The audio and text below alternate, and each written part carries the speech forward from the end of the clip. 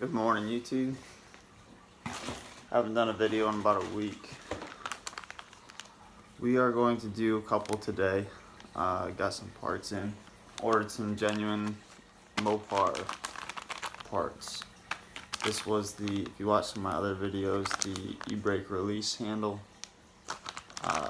That was busted. I've got a string tied on mine right now. We're going to replace it.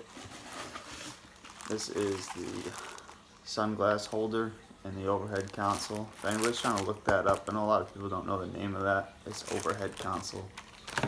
People call it map light housing and all kinds of stuff. And for the map lights, the wiring harness for the map lights. We'll be replacing that as well. I'm going to break this down into two different videos, so if you want to see one or the other, you'll be able to watch either one. Just go over to my channel if that's something that you're going to need. So looking at the wiring harness here, it's pretty self-explanatory. You've got the wiring harness where it plugs in to the wire coming out of the roof. You've got a spot for one bulb, two bulbs, and your two switches that go up behind the clear lens on your map lights. Okay, so I was going to film pulling this down, but it was a bit of a hassle. Mopar recommends that you give it a solid tug. Obviously, everybody's opinion of that will vary as to what a solid tug is. Hard to do on hand, but basically, you've got hooks that hook into the roof of the truck, and then these little tabs that you just depress in, and you pull this end down and slide it back. Now, when you give it a solid tug, you'll end up doing what I did and snapping one of these off. As soon as I find that, we'll be trying to JB weld that on, or I'll try to hang it with just one. So let's see.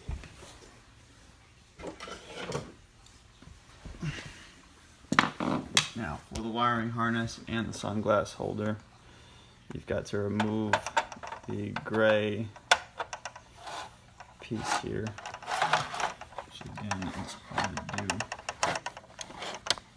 with one hand. I'll show you this. There's 4 screws, 1, 2, 3, and 4. Let me go ahead and remove those. Okay, so once you pull that out, you've got the little buttons where the old switch was, which are slid in from the side and lock into place. So pop these out to the sides, and then we'll just remove the light bulb and the socket from its clip. And that socket is just held in by that little tab, so I'm just going to take a screwdriver and carefully pop that up, but I'm going to turn the camera off and be careful that I don't snap those. So let me just pop those out real quick. Okay, so now we have slid the sockets out from the holder there. There's those little clips. That's kind of a pain in the butt, actually. There's a little piece that sticks out on the socket that kind of gets stuck in there. You gotta pull pretty hard and kind of finagle it around. Eventually it'll pop. But now we'll open up the new part here and put her in. So on each one here, again, slide that back in. Pop the sockets back down in place. And then slide your other switch back in. And then you've got clicking lights. Let's put it back together. So on the sunglass holder, there is a little tab. After you take the 4 screws out, remove the lights. Right there, there's a little tab. You just pull that back, And you pop out the two hinges. Out comes the sunglass holder.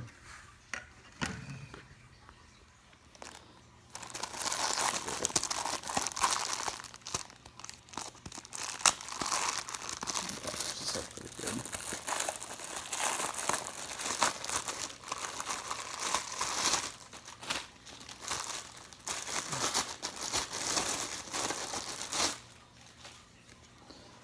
There is the nice new sunglass holder, and these are supposed to actually, this is the only one I bought that wasn't manufacturer. It's supposed to have an upgraded clip, so who knows, probably the same shit. So just hook it down in there.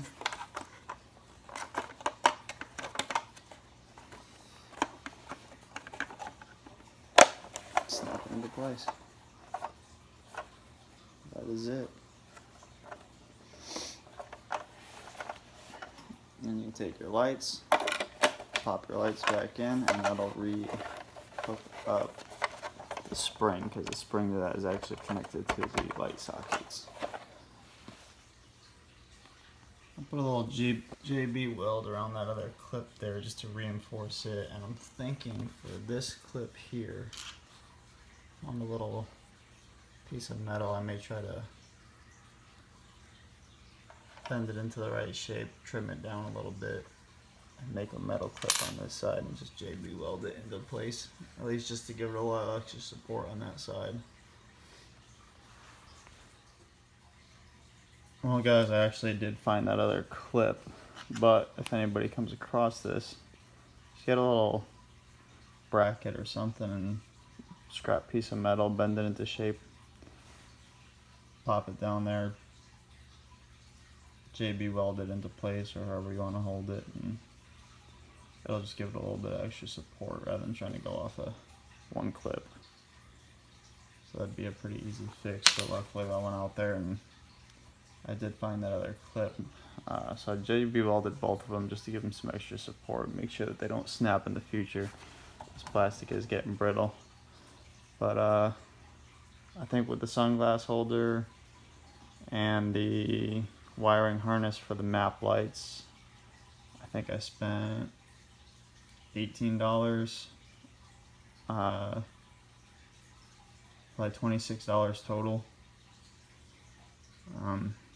rather than buying a new one for the going rate of I think about $180 is what I was finding online. If y'all see anything different, I don't know, maybe you're lucky, but all I could find on eBay and Amazon was about 180 bucks for the whole piece. So I'm going to repair this one. Due to the miscoloring and blotchiness, which doesn't really show up well on the camera, I may, and that square piece that's missing is right here. It's just a button for the garage door, but anyways, I may paint this before I put it back in. I'm going to do a dark headliner. The interior of my truck is actually black, so I may paint this black. Also too, I don't know about you guys, but I like a nice bright light inside of my truck. I'm going to be putting in the ultra bright LEDs on the interior of this truck. But one thing that's bothering me is these lenses are nasty. I tried to wash them, tried everything but sanding them down, and honestly I don't think that's worth it. I was thinking about trying to get some new ones, maybe some that are glass instead of plastic. I don't know if that's a possibility. If anybody has any suggestions, please let me know in the comments down below. But I'm going to probably swap these out eventually.